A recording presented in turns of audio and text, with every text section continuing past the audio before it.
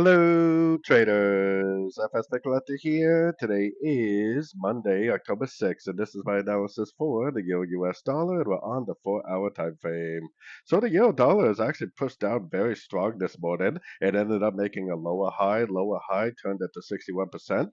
So all this information tells me, even though it is a very overlapping pattern, it is definitely trending down, and more than likely this either expanding wave C, which would be the target around the 161, or a running ABC, which would target probably around the 100% Fibonacci extension, is still very likely that it's either going to go down to the 100 or the 161.8.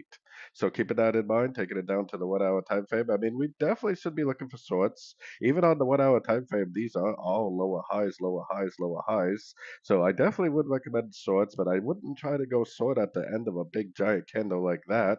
The place to go short is all these little pullbacks that we've been seeing over the last couple of days. So if this is going to continue to trend down on the 4 hour time frame, then we need to be patiently waiting for pullbacks, especially three-way pullbacks and Fibonacci bounces to continue to look for shorts for potentially the continuation of a wave C of either a running or an expanding flat on the 4 hour to daily time frame. So anyways, don't forget to check out my website linked over here in the corner. And as always, thank you for watching and happy trading.